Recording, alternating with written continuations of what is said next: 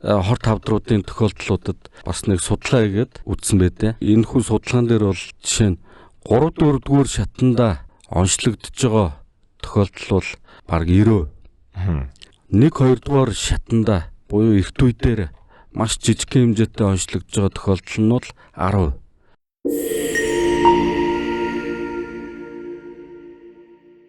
Сайн байцгаана уу эрхэм сонсогчдоо. Манай We Care подкастын дараагийн дугаар хэлж байна. За өнөөдрийн манай дугаарт интернет эмнэлгийн ерхий мэслийн тасгийн электц нойролцоохын мэслийн их эмч 50 Баатар эмч оролцож байна. За 58 эмч маань өмнө нь хавдар судлалын үндэсний төвийн электц нойролцоохын мэслийн эмч байсан. Тийм. За ингээд өөрийгөө сайхан танилцуулчлаа, баярлалаа. За миний мэдж байгаагаар 58 эмч хавдрын тэргүүлс зэрэг эмч, хавдар судлалын тэргүүлс зэрэг эмч, мөн хавдар судлалын клиникийн профессор цолтой. За ийм туршлагатай эмч байгаа. За өнөөдрийн бит хоёрын ярих сэдэв бол нойролцоохын хавдар, тэрний оншилгоо, эмчилгээ, тэгээд тавилан гэх мэтчлэн зүйлүүдийн талаар тойрч ярих болно. За өнөөдрийнхөө сэдвээр үсэрч орохоос өмнө хоёулаа би ахаад өөрөө ч нэг товчхон өөрийнхөө талаар хэдэн он анаах төгсөв те хэдэн жил сурав, хэдэн жил хаана ажиллав, юу хийв нэг товчхон мэдээлэл өгөөч. Сайн байцгаана уу. Би хавдар судлалын үндэсний төвд нийтдээ 16 жил, одоо интермед эмнэлэгт 3 жил ажиллаж байна. 2004 онд анагаах төгссөн. За ингээд 2004 оны төгсөгч маань хавдар судлалын үндэсний төвөөс гараагаа эхлээд интермед эмнэлгээр үргэлжлүүлээд ингээд Монголын ард түмэнд электц нойролцоохын хавдрын мэслийн тусламж үйлчлэгийг үзүүлээд явж байна. Маш их баярлалаа. За баярлалаа. Өнөөдрийн сэдэв маань элэгний хавдартай харьцуулах юм бол харьцангуй цөөхөн тохиолддог ч гэсэн тохиолдсон үедээ нэг жоохон одоо онцлогоо нь хоцорчих гээд байдаг ч юм уу, эсвэл эмчилгээний асуудал жоохон төвөгтэй, тавилангийн хувьд жоохон тийм харамсалтай юм шиг нэг тийм иймэрхүү өвчин талаар хоёул ярих гэдэг юм л да. Тэгэхээр нойролцоохын хавдар гэж яг юу хэлээд байгаа юм? Тэрнээс нь хоёул эхлэе те. За ер нь бол нойролцоохын хавдар гэдэг өвчин маань тохиолдлынхоо тоогоор хэдийгээр илэг, ходоод, улаолоо, уушиг гэд бусад нөгөө зөглөн тохиолдох өвчнүүдийн хавдрын өвчнүүдийн тоонд ордоггүй хэдий боловч нас баралтаараа дэлхийд тэргүүлэгч хавдрууд донд 4-р ордог. Ер нь бол хавдрын шалтгаантай нас баралтаар бол нас баралтын дотор бол тэргүүлдэг ийм өвчин байгаа л да. Маш их тавилан муутай. Тэр болгон эмчнэр нойролцоохын талаар ярьж байгаа нь ховор үдээ. Ер нь бол бусад эмчнэр маань байнга л нөгөө зөнхлөн тохиолддог хорт хавдруудаа яриад байдаг. Гэхдээ нойролцоохыг бол ер нь нойролцоохын талаар орхигдоод байх шиг санагдаад ер нь бол өнөөдөр нойролцоохын талаар ярья гэж шийдсэн байгаа. Тэгээд нойролцоохын хорт хавдар гэдэг бол ерөөсөө нойролцоохын өөрийнх нь эсээс үүсэлттэй ер нь хүнийг маш түргэн хугацаанд үхэлд хүргэдэг маш аюултай хорт хавдрын өвчин байгаа. Тэгээд ер нь бол нойролцоохын хорт хавдар бол дотроо ямар эсээс гаралтай вэ гэдгээс шалтгаалаад маш олон төрөл байдаг. Тэгээд ер нь бол нойролцоохын хавдар ярихаас өмнө нойролцоохоо гэж юу юм бэ гэдэг талаар ярил л да. Ер нь нойролцоохоо гэдэг бол хөвлийн арын зай хэрэгтэй, хөвлийн хөндийн ар хэсэгт ер нь бол хөвлөд төв хөвлийн хөндийн зүрх гэж хэлж болно. Ер нь бол нойролцоохоо бол өөр булчирхаалаг эрхтэн гол судсыг ороож байрлсан хөвлийн өндөд нэг 10 гаруй сантиметр урттай ер нь нарийнхан урт булчирхаалаг эрхтэн байдаг л да. Тэгээд нойролцоохоо маань өөрөө гадаад болон дотоод шүүрлийн үүрэгтэй булчирхаалаг эрхтэн. Тэгээд ер нь бол хүний амин хүний хоол боловсруулах үйл ажиллагаанд бол голлох үүрэгтэй бид бүгдээ эзэн хоол хүнсийг боловсруул, задлах, зөөвөрлөх ийм үүрэгтэй гадаад шүүрлийн үүрэг байдаг. Гадаад шүүрэл гэдэг нь юу вэ гэхээр нойролцоохоо маань өөрөө шүүс ялгаруулж идэг, шүүс үйлдвэрлэж идэг хэрэгтэй. Тэр нойролцоохоо ялгаруулсан шүүс ферментлэг шүүс маань ер нь бидний эдсэн хоол хүнсийг боловсруулж задалдаг байгаа. Үүнд жишээ нь өөх тос задалдаг фермент, нүүрс ус задалдаг фермент, уураг задалдаг фермент гэх жишээний ийм ферментүүд агуулсан гадаад шүүрлийн шүүс ялгаруулдаг хэрэгтэй. Мөн дотоод шүүрлийн үүрэг нь бол инсулин, глюкагон гэдэг энэ ийм даавруудыг, гормонуудыг ялгаруулдаг, цуснд ялгаруулдаг ийм эрхтэн байгаа. Тэгээд ер нь бол энэ нойролцоохоо архаг өвчнүүдийн үед нойролцоохоо маань өрөвсөд, өрөвсөн эсүүд нь үхээд сорив болдог. Тэгэхээр нөгөө нойролцоохоо энэ шүүс ферментүүд үйлдвэрлэдэг. Дээрээс нь нойролцоохоо тэр гормонууд үйлдвэрлэдэг, дааврууд үйлдвэрлэдэг. Тэр эсүүд нь цөөрөд ирэхээр тухайн фермент, тухайн дааврын ялгаралт буураад өвчнүүд үүсдэг байна. Жишээ нь инсулин гормон дутагдаад ирвэл чихрийн шижин үүсдэг ч юм уу те. Тэгэхээр ер нь бол энэ чихрийн шижин бол маш хүнд өвчин. Гэтээ чихрийн шижингийн гол шалтгаан бол нойролцоохоо архаг өрөвсөл бас. Гэтээ энэ маань нойролцоохоо хавдар үүсгэхэд бас нөлөөтэй. Тийм. Тэгэхээр өнөөдөр хоёлоо бол илүү нойролцоохоо хавдар дээр одоо төвлөрч анхаарч ярина. Түрүүн өөрөө хэлсэнтэй ерөөхдөө ингээд нэлээд тавилан муутай ийм хавдрын төрлөө. Тэгэхдээ мэдээч хэрэг одоо хоёлоо жоохон хүмүүстэй сонсогчтой ойлгомжтой байх үүднээс шалтгаанаас нь эхлэе. Тэгвэл нойролцоохоо хавдрыг үүсгэж байгаа зөнхлөн гол шалтгаанууд нь юу вэ? За яг шууд шалтгаан гэж бол байхгүй. Гэтээ нойролцоохоо хавдар үүсгэхэд урдл өвчин гэж байгаа. Урдл өвчин. Хавдарт хуурдаг урдл өвчнүүд байгаа. Урдл өвчнүүд гэдэг нь юу вэ гэхээр нөгөө нойролцоохоо архаг болон цочмог өрөвслүүд, дээрээс нойролцоохоо хатуурал, цирроз, нойролцоохоо өөхлөлт, дээрээс нь нойролцоохоо хоргоо хавдрууд, мөн нойролцоохоо уйланхаанууд. Яг уйланхаанууд гэдэг олон тоон дээр яриад байна гэхээр нойролцоохоод үүсдэг уйланхаанууд маань шин чанараараа ер нь бол ялгаатай маш олон төрлийн уйланхаанууд байдаг. Тэр болгоныг ялгаж салах хэрэгтэй байдаг. Тэгээд зарим нойролцоохоо уйланхаанууд бол хортой хавдарт шилждэг. Мөн нойролцоохоо хоргуу зарим нэг хавдрууд бол хортой хавдарт бас хувирдаг байгаа. Энэ бүгдэд юу нөлөөлдөг вэ гэхээр удамшлын генетикийн хүчин зүйлс бас нөлөөлдөг байгаа. Дотоод хүчин зүйлс. Тэрний юу гэхээр одоо жишээ нь гений мутацууд гэж одоо ярьдаг болчихсон л дээ. Тэгэхээр ер нь бол энэ гений мутацууд маань өөрөө энэ нойролцоохоог үүсгэхэд нөлөөлдөг дотоод хүчин зүйлүүд энийг болж байгаа. Тэгэхээр энэ гений мутацуудыг дурдъя л да. Жишээ нь BRCA гэдэг муташн байгаа. Одоо бол жишээ нь нойролцоохоо хорт хавдар үүсгэхэд 5% нөлөөтэй байдаг бол жишээ нь P16, TP53 гэдэг мутацууд нь жишээ нь 80%, 95% нөлөөтэй.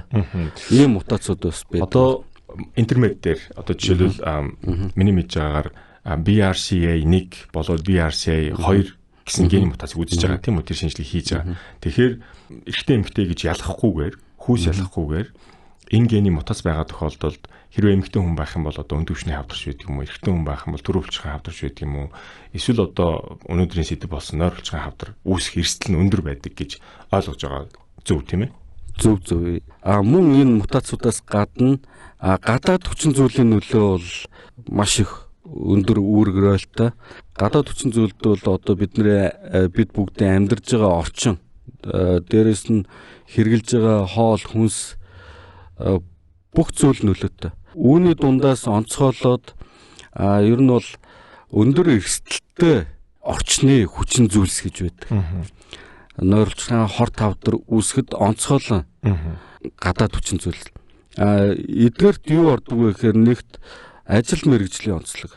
Сонирхолтой юм. Тэгээд олон улсад бол ер нь судлагдсан.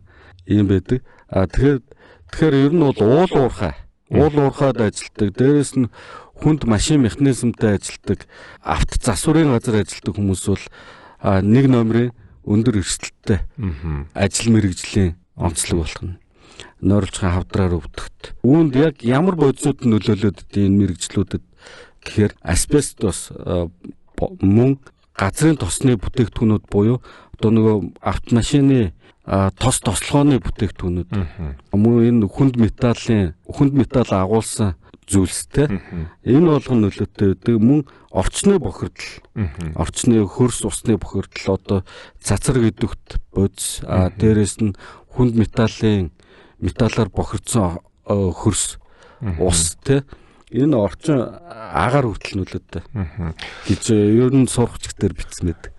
Тэгэхээр одоо жишээлбэл зарим нэг өвчнүүд ялангуяа зарим нэг хавдрууд эрэгтэй хүйс нь илүү тохиолддог, эмэгтэй хүйс нь илүү тохиолддог байдаг шүү дээ. Тэгвэл нойролцоохын хувьд тийм байх уу? Нойролцоохын хавдрын хувьд. Нойролцоохын хавдрын хувьд бол хүүсний ялгаа бол байхгүй. Насны ялгаа юм уу? Одоо жишээлбэл олон улсын судалгаануудаар ер нь бол дандаа л хүүсэнд харьцуулсан байдаг л да. Surveillance тэр чадамж мөн ер нь бол үе шатны хувьд тохиолдож байгаа үе шатны хувьд ч гэсэн хүүсэнд харьцуулсан судалгаанууд байдаг. Үүн дээр бол ялгаа гардаггүй. Тэгэхээр зэрэг хүүсний хувьд бол онцлог байхгүй. Гэхдээ энэ нойролцоохын хавдрын survival бол маш муу. Одоо нэгэнт нойролцоохын архаг болоод одоо хорц үргэлжлэлээр өвдөжсэн ч юм уу, эсвэл удамшлалт нь ямар хин нэгэн хүн ойролцоохын нойролцоохын хавдраар өвдөжсэн ч юм уу, тийм өөртөө санаа зовж байгаа тийм ээ нойролцоохын янз бүрийн өөрчлөлт байх үеийг санаа зовж байгаа хүн хамгийн түрүүлээд яг ямар шинжилгээ өгөх ёстой? Лабораторийн шинжилгээ өгөх ёстой юм уу? Эсвэл эхлээд нойролцоохын одоо үздэг мэслийн эмчд үзүүлэх ёстой юм уу? Эсвэл зүгээр гастроэнтерологийн докторийн эмчд үзүүлэх ёстой юм уу? Энэ дарааллыг хэлж өгвөл. За нойролцоохын одоо цочрлын хариу урвал бол яг гүйлгэлт, хөвлөгээр өвдөх, ороож бүсэлж өвдөх, дээрээс нь гидсэнд хий дүүрэх гэсэн юм зовирууд бол зөнхөлдөг л доо. Иймэрхүү эдгээр зовирууд байдаг бол хамгийн эхлээд эход харуулах нь чухал. Эхоны эмч тандах нь байна. Тэгээд дотрын гастроэнтеролог хоол боловсруулах хэрэгтэй судлалын дотрын эмч нарт хандах нь зүйтэй. Хэрвээ эхогоор ямар нэг сэжигтэй голомт, сэжигтэй зүйл ажиглагдвал дараачийн шатны шинжилгээнүүд хийлгээд мэслийн эмчт хандах зүйтэй. Хэрвээ эход дээр өөрчлөлттэй томографи хийлгээд, MRI хийлгээд голомт илэрх юм бол ерөөсөө хавдрын CA19 гээд хавдрын маркер мөн CEA буюу CA гэдэг. Ийм хавдрын маркеруудыг бас өгөөд ер нь мэслийн эмчт хандах хэрэгтэй. Миний мэдж байгаагаар бол одоо ихэнх лабораториуд энэ нойролцоохын хавдрын үздэг лабораторийн энэ маркеруудыг бол үзэж байгаа тийм ээ. Үзэж байгаа. Тэгвэл нэлээд олон эмнэлгүүд дээр эхо, компьютер, MRI шинжилгээ бас хийж байна. Тэгэхээр оншилгооны хувьд бол одоо хэрэгцээ шаардлагатай багаж тоног хөрөмж нь бол байна гэсэн үг шүү дээ. Бид нарт улсын хэмжээнд. Улсын хэмжээнд байна. Тэгвэл өөрийн чинь хувьд яг юун дээр нэлээд анхаарах хэрэгтэй юм шиг санагддаг вэ? Миний одоо мэдж байгаагаар бол нойролцоохын хавдар ихэнхдээ жоохон хожуу онцлогдох гэдэг тийм ээ. Хожуу онцлогдох гэдэг. Онцлогдохдоо эрт үедээ биш жоохон хожуу шатандаа онцлогдох гол тийм харамсалтай тохиолдлууд нэлээд байдаг шүү дээ. Тийм тэгэхээр энэ тал дээр зөвлөвөл намайг хавдар судалтай ажиллаж байхад 2016 онд манай багийнхан яг энэ үе шаттай холбоотой нойролцоохын хорт хавдруудын тохиолдлуудад бас нэг судалгаа хийгээд үзсэн байдээ. Тэгээд энэ хүн судалгаан дээр бол жишээ нь 3-4 дугаар шатанда онцлогдож байгаа тохиолдол бол бараг 90%. 1-2 дугаар шатанда буюу эрт үе дээр маш жижигхэн хэмжээтэй онцлогдож байгаа тохиолдол нь бол 10% гэж судалсан байдээ. Манай Монгол улсын хэмжээнд шүү дээ. Монгол улс хавдар судлалын үндэсний төвд. Тэгэхээр ер нь бол одоо орчин үед бол заавал эдэлсэн шинжилгээ хийдэг болсон байгаа. Хуучин бол яг энэ нойролцоохоос эдсийн шинжилгээ авахд маш хэцүү байдаг учраас технологийн хувьд бол хүрэлцээ муу үүнтэй холбоотой яг тэр EUS FNA B тэ биопси буюу дурантай эхогоор хотоодын дотроос нь дуранд эход харж агаад дурантай эхогоор хотоодын дотроос нь нойролцохыг харах нь шүү дээ эхогоор. Тэгээд нойролцохоо руу хатгаж эдсийн шинжилгээ авдаг. Энэ технологи ер нь бол саяхныг хүртэл ер нь бол улсын эмнэлгүүдэд ер нь улс хувьсгал гэхгүй ер нь бол эмнэлгүүдэд байхгүй байлаа л да. Саяхныг хүртэл. Одоогоор яг миний мэдж байгаагаар бол интернет эмнэлэг, сонготой эмнэлэгт бол хийдэг. Яг улсын эмнэлгүүд дээр бол EUS гэдэг энэ технологи бол одоо хүртэл нэвтрээгүй явж байгаа. Энэ жоохон харамсалтай. Уул нь EUS гэдэг энэ төхөөрөмж уулын эмнэлгүүдэд байдаг гэсэн бол хавдруудыг бол маш эрт үе дээр нь онцлоод авах боломжтой. Юу гэхээр 1 см жижигхэн хавдар үүслээ. Тэн дээр EUS хийгээд биопси авчна. Тэгэхэд бол нейроэндокрин хавдруу, хортой хавдруу, хоргүй хавдруу. Дээрэс нь уйлахаа байсан ч гэсэн ямар уйлахаа вэ? Хортой болдог уйлахаа нөө хоргүй хортой болдгоо хоргүй уйлахаа юу гэдгийг бүгдээ эдсийн шинжилгээгээр мөн тэр уйлахааны хувьд бол тэр доторх шингэнийг энэ EUS гэдэг энэ юугаараа төхөөрөмжөөр хараад биопси аваад соруулж аваад биохимийн шинжилгээ, шингэний шинжилгээ нээгээд шингэнд нь хавдрын маркер үзээд мөн эдсийн шинжилгээ хамгийн чухал нь. Харин тийм наад чинь бол одоо би яг наад тэр шинийг жоохон тайлбар хиймээр санагдчихлаа. Тэрний юу вэ гэхээр одоо интернет эмнэлэг дээр хийгдэж байгаа EUS буюу одоо хүмүүсийн хотоодод урандуулдаг шүү дээ. Яг тэрнтэй адилхан хотоодод урандуулад тэгээд тэр дурангийнхаа үзүүрээр хотоодны хөндөй талаасаа нойролцохын төвшөнд хотоодныхаа ханыг нэвт татгаад нойролцохын эд рүү ороод тэнд байгаа өөрчлөлтөөр гайхав хяналтанд ор тий. Тэгээд тэндээс эдисийн шинжилгээ авна гэсэн үг тийм үү. Энэ бол нойролцохын өвчнүүдийн эмгэгүүдийн онцлогоог бол дараагийн түвшинд гаргаж ирсэн ийм одоо том шинэ дэвшилт технологи байгаа. Энэ одоо тодорхой цөөхөн ч гэсэн Монгол улсын хэмжээнд хэрэгжээ тодорхой эмнэлгүүд ингэ явж байгаа нь үнэхээр сайхан байгаа. За дараагийн асуулт руу оръё. Одоо би өөрөө дүрс онцлогооны эмч учраас надад бас ингэ санагддаг байхгүй юу. Тэрний юу вэ гэхээр сая сүүлийн хэдэн жил манай улс нэлээд олон одоо шинэ онцлогооны буюу дүрс онцлогооны компьютер, MRI, эхо, ангиографи гэх мэтчлийн аппаратуудыг улсын болоод ялангуяа хөдөө орон нутгийн эмнэлгүүдэд байршуулсан байна. Тэр нь бол бүр үнэхээр баярлалтай сайхан.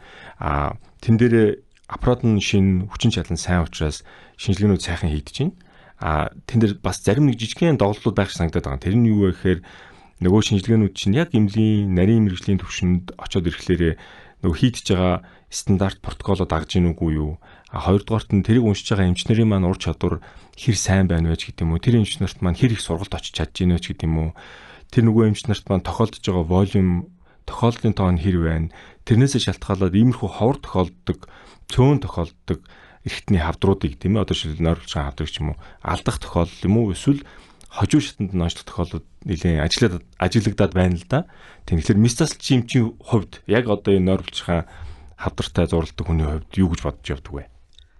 За ер нь бол дүүргийн эмнэлгүүд болон аймагуудын эмнэлгүүдэд компьютер томографи шинжилгээ нэвтэрснээр маш сайшаалтай. Гэхдээ компьютер томографи бол одоо бараг л эхоны дараачийн анхан шатны шинжилгээ болчиход байгаа байхгүй. Тэгэхээр ер нь бол томографийн одоо яг протоколынхоо дагуу авсан зургийн чанар бол маш чухал.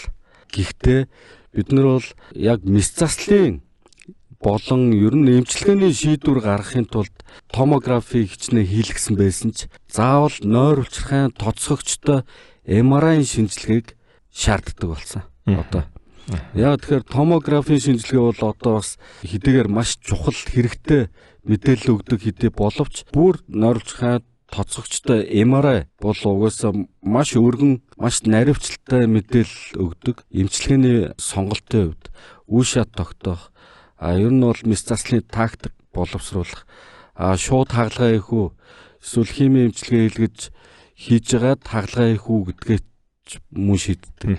Хагалгаа хийх боломжтой байна уу, боломжгүй байна уу? Зэрэгэлдээ судалснуудаас ямар байна? Энэ болгоныг үнэлжээж бид нэр шийдвэр гаргадаг. Үүнд бол бид нэр заавал одоо орчин үед бол заавал тоцогчтой нойрволцохын эмраа зүгээр хэвлийн ерөнхий эмраа биш нойрволцохын бүр нойрволцохын эмраа гэдэг шаарддаг болсон байгаа. Мөн илгэн дээр ч гэсэн ялгаагүй премовист илгэний эмраа бүр шаарддаг болсон. Орчин үед энэ бол ерөөсөө л хөгжил дэвшлийг л илэрхийлж байгаа. За ингэж хэлсэнд маш их баярлалаа. Ягаад гэвэл би өөрөө нөгөө археологийн эмч учраас яг энэ нөгөө ялгаануудыг эмч нарт ойлгуулахыг маш хүсдэг байхгүй. Тэгэхээр би өөрөө ингээд дандаа ярьсаар байгаа заримдаа хүмүүс ингээд нөгөө өлөг болчдөг штэ. Тэгэхээр яг мэрэгжлийн хагалгааг нь хийдэг мэслийн эмч хүн ингэж хэлж байгаад маш их баяртай байна. Учир нь юу вэ гэхээр манай ихэнх эмнэлгүүдээр хэвлийн үндийн компьютер ихлээр яг л нэг протоколоор бүхэл эрд эрхтнийг адилхан шинжилдэг. Хэвлийн үндийн эмраа гэж бас нэг адилхан. Гэтэл тэр хэвлийн үнд дотор ч маш олон эрхтэн байгаа. Тэр болгоны цусан хангамж нь өөр, минут секунд нь өөр, эдийнх нь бүтэц найрлага нь өөр. Тэрнтэй холбоотой хийгдэх протоколууд нь тус тустай байдаг юмаа гэдгийг ингээ сайхан хэлж өгсөн маш их баярлалаа. Мөн харамсалтай бас нэг зүйл ажиглагдаад байна. Одоо ер нь бол яг хуу мэдээж хэрэг дүрс онцлогооны эмч бол дүгнэлтээ гаргаад өгчнө. Дүрс онцлогооны эмчийн дүгнэлт бол одоо орчин үед бол эмрайн дүгнэлт бол баг эдисийн шинжилгээ, патологийн эмгэг судлалын шинжилгээний хариунаас зөрхөө байсан цаг. Гэхдээ хагалгаа хийж байгаа мэс заслын эмчилгээний асуудал шийдэж байгаа эмч маань өөрөө эмрааны мэдлэгтэй байх, зураг хардаг, туршлагатай байх асуудал шаардлага одоо орчин үед тулгараад байна л да.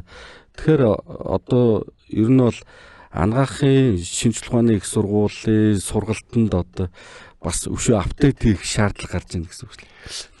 Тийм би наатан дээр ч юм санал нийлж байна. Учир нь юу вэ гэхээр одоо ихэнх их сургуулийн эмнэлгүүд болоод нөгөө 3 дахь шатлалын эмнэлгүүд чинь яг нөгөө төрөлжиж нарийнсан байгаа шүү дээ. Одоо ч мэслийн эмч гэдэг хүн элегц нойрволцохын мэслийн эмч, зүрхний мэс засал, тархины мэс засал, гэмтлийн мэс засал, нөхөн сэргээх мэсэл гэдэг ингээд тустай байгаатай адилхан дүрс онцлогооны эмч мөн адилхан мэдрэлийн дүрс онцлогоо, цээжний хөндий, хөвлийн хөндий, үе мөчний одоо хүүхдийн яаралтайг гих мэтчлэн ингээд салж байгаа. Тэгэхээр одоо нойрволцохын хавдартай хүнийг онцлохын тулд өдөр тутам нэлээд олон тооны компьютер эмрайн, хөвлийн хөндийн, элэг бөөрийн нойрволцохын зураг уншдаг эмч уншиж тэр нэг жижигхэн өөрчлөлтийг эртүүд нийлүүлнэ гэсэн үг шүү дээ. Яг зөв. Тийм тэгэхээр ингээд нөгөө subspecialized болгон шилдэг зэрэг төрөлжиж нарийнсах асуудал одоо ингээд зайлшгүй бидний өмнө шаардлагатай байна. Тийм яг үнэ. Тийм. За энэ дээр ч гой комент хийсэнд их баярлалаа.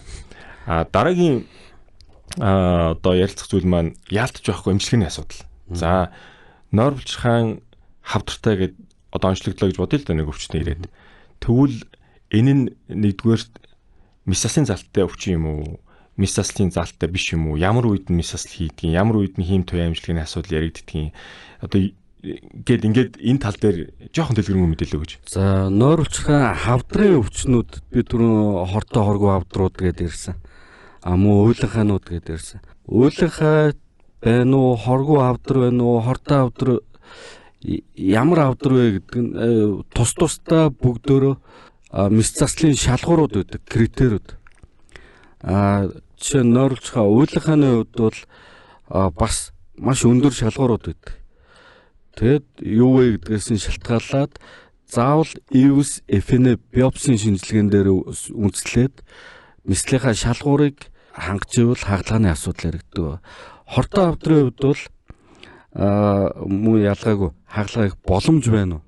Боломж байхгүй байна уу? Гэдгээ шийдэхэд мөн биопсийн шинжилгээ, эмрайн шинжилгээ бол маш чухал байна. Тэгэд ер нь бол зарим нойрволцохын уйланхааны үед хагалгаа хийдэг. Мэдээж хортой хавдрын үед бол хагалгаа их боломж байвал мис заслын эмчилгээ л нэгдүгээр гол эмчилгээ, үндсэн эмчилгээ. Хоргүй хавдруудын үед бол зарим ямар хоргүй хавдар вэ гэдгээс шалтгаалаад бас хэмжээ дамжаанаас шалтгаалаад мислийн залт гарч ирж идэг.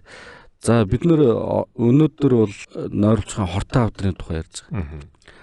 Тэгэхээр нойролцохын мэс заслын хувьд бол хавдрын байрлалаас хамаарат эмчилгээний цар хүрээ тактик бол бас ялгаатай. Жишээ нь нойролцохын их бие сүүл хэсэгт байрласан хавдрын үед бол өргөтгсөн нойролцохын сүүл хэсгийг дэлгүүртэй хамт авах хаалгыг хийх ёстой байдаг. Яг би өргөтгсөн гэж ярьж байна гэхээр ер нь нойролцохын хорт хавдруудын тохиолдлуудад хийгдэж байгаа мэс заслын эмчилгээ яг гол хавдрын зарчим гэж юм ойлголт байдаг. Хавдрын зарчим гэдэг нь заавал хангалттай эрүүл эдийн заагаар тарих ёстой. Эргэн тойрондоо. Мөн нэмээд орчмын тунгалгын булчирхаануудыг заавал бүгдийг өвчөж түүж авдаг. Тэр гол судас дагсан артерийн том судсууд дагсан том артер венийн судсуудыг дагсан булчирхаануудыг заавал түүж байж төгс хагалгавал. Төгс мэс заслын эмчилгээ бол. Ер нь бол энэ хавдрын зарчим гэж бид нэрлэдэг юм эсвэл нойролцохын толгойн байралтай хавдрууд хамгийн хэцүүлтэй мэс заслын эмчилгээ нь бол илүү нарийн төвөгтэй олон эргэтэн дайрагддаг, олон залгаа сэгддэг, хөвлийн үндэ хамгийн том хагалгаа гэж хэлж болно. Нойролцохын толгойн хавдрын. Нойролцохын толгойн байралтай, толгой орчмын байралтай бас гэж ярьж байгаа. Энэ хаалгаанууд нь дурангаар хийгдэх үү эсвэл зайлшгүй нээлттэй хийгдэх үү? За ер нь нойролцохын хавдрын хаалгаануудыг бол одоо байрлалаас нь хамаарат хэрвээ нойролцохын толгой хэсгийн хавдар байвал дурангийн мэслэр хийх бол нэгт маш төвөгтэй, маш хэцүү. Дэлхийн нийтэд бол нойролцохын толгой хэсгийн хавдрын хаалгыг бол хорт хавдрын хаалгыг бол нээлттэй хийх зорддог. Гэхдээ дурангийн мэсэл гэдэг бол мэс засалч нарын дунд бол чаленж болчиход байна л да. Тийм болохоор сүүлийн үед дурангийн мэслэр болон робот мэслэр бол Солонгосын эмнэлгүүд, Америкийн эмнэлгүүд, Европын эмнэлгүүд бол дурангаар роботик мэслэр бол хийж байгаа. Гэхдээ яг хавдрын зарчмаа бариад эдгээр улсуудад ч гэсэн ихэнхдээ нээлттэй хэлбэрээр хийж байгаа. Мөн нойролцохын сүүл болон их биед байрласан хавдруудын хортой хавдрууд үеийн хаалгааг бол дурангийн хаалгаар хийх нь бол илүү амар. Ер нь дурангаар хийдэг. Энэ орчин үед бол баг нэхэ байсан. Нойролцохын сүүл хэсэг их бие хэсгийг дэлгүүртэй авах. Дээрэс нь ойр орчмын өөхөн эд, ойр орчмын одоо өөхөн эслэг гэдэг тунгалгын булчирхаануудтай бүгдийн дурангийн мэслэр ер нь бол хийж байгаа. Манай интернет эмнэлэг дээр одоо манай багийнхан бид бүгд бол ер нь нойролцохын дистал хэсгийн тайралтыг бол дандаа дурангаар хийж байгаа. Дурангийн мэслэр амжилттай хийж байгаа. Яг нь ер нь бол мэдээж хэрэг илгэний одоо буюу илгэний хортой хавдртай харьцуулах бол тохиоллын хувьд цөөхөн шүү дээ. Гэхдээ яг улсын хэмжээнд хичнээн эмнэлэг яг энэ нойролцохын хортой хавдар байгаа тохиолдолд энэ чиглэлийн хаалгаа хийж байна. За интернет хийж байгаа юм байна. Мэдээж хэрэг хавдар судлалын эмчилгээ хийж байгаа. Энэ дээр эмнэлэг аль эмнэлгүүд хийж гин гэдэг бол яг энэ нь болгоны ярихад бас нэг ер нь бол өрөөсгөл ойлголт. Ер нь л дандаа хавдар судалт ажиллаж исэн эмчнэр л голдуу. Яг энэ хавдрын зарчмыг яг хавдрын зарчмаа баримтлаад хаалгаа хийж байгаа нь хэдэн хувь бэ гэдэг бол бас ялгаатай ойлголт болоод байна. Зүгээр би чадна гэд хаасаагүй хийж болно. Хийж ч байгаа. Гэтээ яг хавдрын зарчмаа баримтлж хийж чадж гинүү гэдэг асуудал маш ноцтой байхгүй. Тэгэхээр зэрэг миний хувьд бол яг хавдар судлалын чиглэлээр ажиллаж исэн, хавдар судлалын төвд ажиллаж исэн туршлагатай эмчнэр яг хавдрын зарчмаа баримтлж байгаа болов. Бусдыг нь бас муулах гэсэнгүүлтэй. Бусад хүмүүс бол намайг одоо мууллаа гэд. Одоо бөө юм болно шүү дээ. Занчаа. Тэгэхээр яг хавдрын зарчмаа нарийн баримтлаад яг ном журмын дагуу чанартай хаалгааг хаана хийж гинвэ гэвэл одоо би бол хавдар судлалын үндэсний төв тэгээд Япон Монгол 2 дугаар эмнэлэг интернет эмнэлэг гэж хэлнэ. За гэтээ мэдээж хэрэг энд бол эмчийн туршлага маш чухал. Тэр эмчийн туршлага гэдэг юм бол ерөөс үнэлж баршгүй юм штэ. Ялангуяа эрүүл мэндийн салбарт эмч гэдэг хүн чинь хамгийн үнэтэй капитал, хамгийн үн цэнтэй одоо гол тоглогч нь маш том хариуцлагыг үүрж байгаа. Ардаасаа том баг чирж явж байгаа. Тэгээд энийхээ одоо энэ хэмжээгээр хариуцлага үүрж явж байгаа. Тэгээд хөгжлийг бас чирж явж байгаа. Маш том хариуцлагатай. Ялангуяа мэслийн эмч нар бол бүр их хэцүү. За тэгэхээр эмчийн туршлага гэдэг юмтай бол одоо санд нийлэхгүй байхын аргагүй. Тэр бол хамгийн чухал. Дараагийн нэг одоо бидний ярианы нэг хэсэг юу вэ нөхлөөр тохиолдол нь хэдийгээр цөөхөн ч гэсэн тохиолдсон тохиолдолд одоо тавилан муу гэж ярьлаа шүү дээ. Тийм тэгэхээр ялангуяа тэр хавдрын эмнэлэг дээр хийгдсэн судалгаанаас харахад ихэнх нь 3 4 дэх шатанда бараг 90% тий 100 хүний одоо 100 хүний 10 нь одоо дөнгөж ирт үедээ онцлж байгаа юм байна шүү дээ. Орсон тохиолдлууд. Тийм хаалганд орсон тохиолдлууд. Тэгэхээр одоо хүмүүс хэлдэг шүү дээ. Одоо ингээд тавилангийн чинь одоо 5 жилээр бид нэр ярьдаг шүү дээ. 5 жилийн survival нь тэр байна, тэдэн хувьтай байна ч гэдэг юм уу. Тэгэхээр яг нойролцохын хортой хавдрын тохиолдолд survival rate нь хиттэй явдаг бай.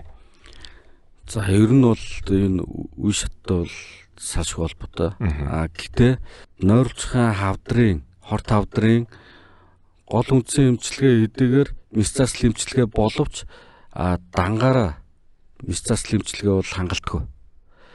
Тийм учраас одоо хожуу шатны нойролцохын хортой хавдар онцлогдсон тохиолдолд хэрвээ месцасл эмчилгээ боломжтой хийх боломжтой бол ер нь бол хагалгааны өмнө хими эмчилгээ хийж байгаад месцасл эмчилгээ хийсэн нь илүү үр дүнтэй гэсэн судалгаанууд орчин үед олон улсад бол байна л да.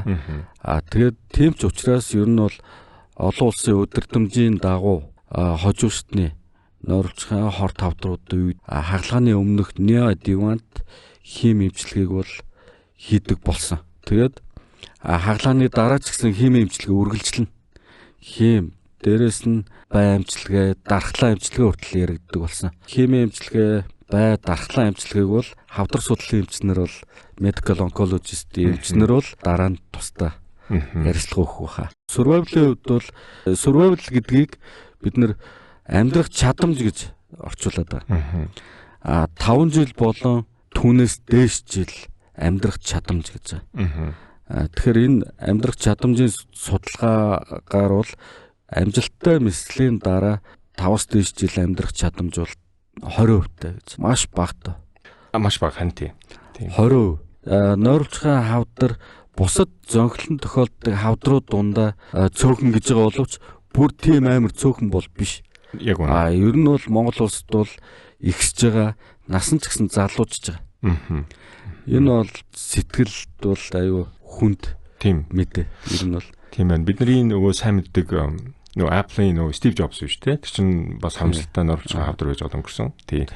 Pancreatic ductal adenocarcinoma буюу тэр нойролцохын сувгийн хортой хавдар гэдэг юм бол одоо миний уншиж мэдсэн одоо нөгөө энэ онцлохын тулд уншин тэгэхээр чинь 50 жоохон прогноз жоохон муутай тийм ээ. За дараагийн нэг асуулт биш зүгээр одоо нэг юм санал гэх юм уу, комент гэх юм уу зүйл нь юу вэ нөхөр нойролцохын хавдрын хортой хавдарч бай, хоргууч бай. Эсвэл ерөн зүгээр ямар нэгэн эрхтний хавдар байлаа гэхэд тэрийг онцлно, эмчилнэ, дараа нь эмчлээ дуусныхаа дараа үргэлжлүүлээ тэр өвчтөнд тавих анхаарал халамж үргэлжлэж явна шүү дээ тийм ээ. Ганцхан одоо эмнэлгийн хэмжээний хязгаарлагдахгүй.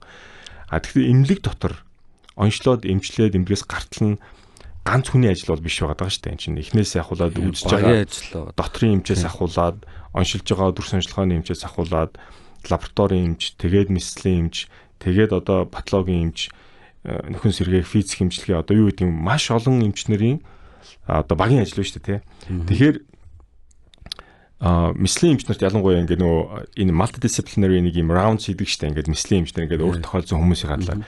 Энийг хэр ойрхон хийж ийн, энэний үр дүнг нэг хэлээч.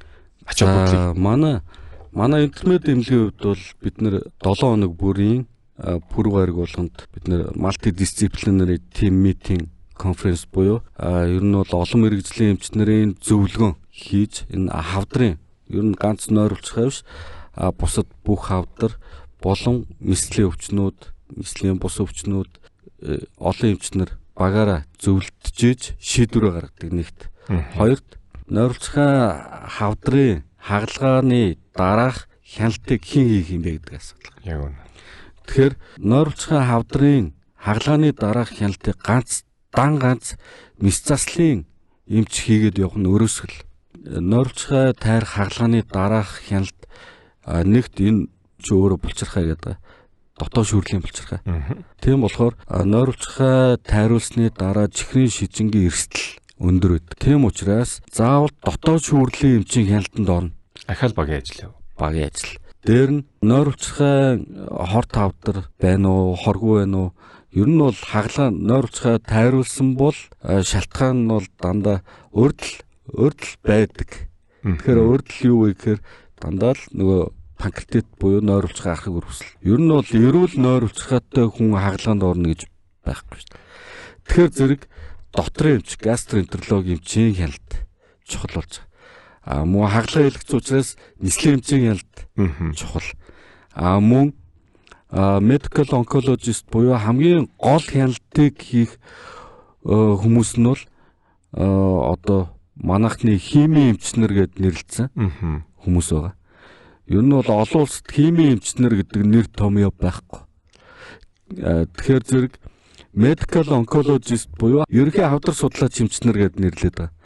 Тэгэхээр ер нь химийн эмчнэр, туяаны эмчнэр, дээрэс нь хөнгөвчлөг эмчилгээний эмчнэр бүгдөө л medical oncologist буюу хавдар судлаач эмчнэр. Гэхдээ ер нь бол medical oncologist эмчийн үүрэг роль бол маш өндөр. Дараах химийн эмчилгээ, дархлаа, бай эмчилгээг өдөрдөж явуулна.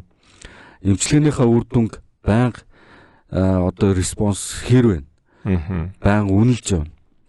Тэгээд хэрвээ эмчилгээнд хагалгааны дараах химийн эмчилгээнд үр дүн байхгүй байвал эмчилгээнийхээ тактик, схемийг сольдог, режим солигдох тийм асуудлууд гардаг. Дээрээс нь ер нь насан туршид нь л онкологи эмчнэр бол хянах хэрэгтэй байдаг. Бид нэр дараацгаа хяналтанд ирж байгаа хүмүүсүүд дээр одоо CT, MRI гээд ямар нэг асуудал байвал хоорондоо байнга зөвлөлддөг. Манай онкологи эмчнэр бол 50 эмчээ таны хагалгаа хийсэн химээ илгэж байгаа. Одоо 6 сар болчлоо CT илгээд ирсэн. Ийм байна та CT MRI-г хамт хараад өгөөч гэдэг ч юм уу те. Тиймэрхүү маягаар ер нь бол бид нэр хамт интернет эмнэлгийн хувьд нэг онцлог нь юу вэ гэхээр бүх эмчнэр нэг офис суудаг. Энэ айгуу давуу тал болоод байгаа байхгүй. Юу вэ гэхээр өөдөөсөө баг багаараа өөдөөсөө хараа суучдаг. Тэгээд ер нь бол хоол идсэн ч өдөр цайны цагаар ч өглөө ирсэн ч нэг офист л цугладаг. Тийм болохоор одоо нөгөө бусад эмнэлгүүд шиг одоо байшин хийсэл те одоо өөрөгдөлд хайгаад явахгүй. Өөрөгдөл үндсэн байшин, хуучин байшин, шинэ байшин гэд одоо хавдарт байгаад те одоо онкологийнхаа эмчтэй уулзах гэж л өөр давхарлуу гүйдэг ч юм уу тийм байхгүй. Тийм болохоор бидний давуу тал бол бас нэг офис суудаг болохоор тэр бас давуу тал байгаа. Тийм наа чи их сонин концепт байгаад байгаа. Тий одоо жишээлбэл бөөнөрөө нэг газар тэгэхээр хин хиндэ олдох боломж нь хин нэгэн хүний асуудлыг шийдэх нэг хайгаад явах хурдан цаг хэмнэсэн тийм үйлчлэгээ хурдан түргэн шуурхай байна гэсэн үг тийм ээ. За зүгээр сая өөрөө ингээд бас нэг дурдлаа шүү дээ. Тэр нь юу вэ гэхээр хэд ч удаа дурдлаа. Тэр нь эрүүл нойролцохоо тай хүн бол одоо өвдөх өөр янз бүрийн хавдраа өвдөх хэрэгсэл нь харьцангуй бага шүү дээ. Тэгтэл урд л өвчин гэж яриад байна шүү дээ тий. Энэ хавдрын урд л өвчин. Тэгэхээр хавдрын урд л өвчөндөө нөгөө нэг панкреатит буюу нойролцохын үрвслээ одоо яриад шүү дээ. Хурц юм уу архаг юм уу. Тэгэхээр нойролцохын тэр хурц юм архаг үрвсэлд хүргээд байгаа зүйл нь юу юм бэ? За ер нь энэ нойролцохын архаг үрвсэл гэдэг бол ерөөсөө дотрын өвчин. Дотрын эмчнэр илүү сайн ярих бах, зөвлөгөөх бах. Гэхдээ нойролцохын архаг үрвслийг үүсгээд байгаа гол шалтгаан бол ерөөсөө л нөгөө замбраагүй хооллолт, мөн арх тамхины хэрэглээ, таргалалт, хөдөлгөөний дутагдал, ерөөсөө хотчлт, төргөө бол маш их хэрэгжилж байна. Хүтэн нойтой хоол их идэж байна. Тостой хоол идчихэд араас нь хүүтэн юм ууж байна. Хуушур идчихэд араас нь айраг уудаг зам бол тэ. Тэгээд ер нь бол одоо яг наадмын үеэр зуны амралтын цагаар те ерөөсөө хамгийн элбэг тохиолддог өвчин бол цөс нойролцохоо мохролгоо. Яг эдсэн уусантай холбоотой. Шууд эдсэн уусантай холбоотой гэдэг учраас одоо энэ ард иргэдтэй анхааруулахад хоол ундаа арх согтууруулах ундаага зохистой хэрэглээрэй л гэж уриалахаар. За маш их баярлалаа. Одоо өнөөдрийн сонсогчд бол энэ зуны цагийг эрүүл мэндэд анхаарад одоо 58 хийсэн зөвлөгөөний дагуу одоо идэж ууха тохируулаарай гэж би бас дахин сануулъя. Зүгээр сонирхож асууж байгаа шүнийг юм. Тэр нь юу вэ гэхээр одоо баг 20 жил мислийн хийж штэ. Ялангуяа одоо элэгдсэн нойролцохын чиглэлээрээ. Тэгээд голчлон хавдартай хүмүүстэй зурлаж чинь те. Тэгэхээр ер нь баримжаагаар нийтээ хэдэн хагалгаа хийсэн байна? Тоо байна уу? Ер нь тоолж үзээгүй юу? Тэгтээ нөгөө айгүй баг тоо гардیں۔ Бусад мислийн эмчнэртэй харьцуулахад бусад гэдэг нь бусад чиглэлээ. Яа тэгэхээр манай элэгдсэн нойролцохын хавдрын мис заслын үргэлжлэх хугацаа маш урт байхгүй юу? 5-аас 10 цаг бол дунджаар 5-аас 10 цаг үргэлжилдэг хагалгаанууд элэг нойролцохын хагалгаанууд бол тийм болохоор 1-2 цаг 30 минутанд хийдэг хагалгаанууд хийдэг мислийн эмчнэртэй харьцуулахад маш багтаа. Одоо бусад нөгөө ерөнхий мислийн эмчнэр маань бол тэдэн мянган олгоо, тэдэн 10 мянган хагалгаа гэж ярьдаг. Одоо зарим баг хэдэн 100 мянган хагалгаа гэж ярьж байгаа. Одоо миний хувьд бол цөөхөн баха. Нэлээд цөөхөн бах. За их л даруухан хариулж байна. За яг би энэ дээр ахад нэг юм тодруулчих. Тэр нь юу вэ гэхээр одоо хавдрын үндэсний төвийн хавдар судлалын үндэсний төвийн мислийн эмчнэр тэрэн дотроо одоо манай Монгол иргэний хөгжил өндөр байгаатай холбоотой яг энэ элэгдсэний нойролцохын хавдар хагалгаа хийдэг эмчнэр олон улсад бол хүлээн зөвшөөрөгдсөн. Зарим улс оронд очиж сургалт зөвлөгөө өгж байгаа шүү дээ. Хагалгааг энэ хагалгааг ийм техникээр ингэж хийдэм а гэдэг. За тэгэхээр өөрөө бол одоо тэр төвшөнд хүрсэн мислийн эмчнэрийн нэг. Тэгэхээр хичнээн улс оронд одоо ямар чиглэлийн хагалгааны зөвлөгөө өгвөө? За олон улсад бол би тийм олон газраар яваг л дээ. Гадагшаа бол дандаа сургалтаар л явдаг. Зөвлөгөө өгж бол явж байгаагүй.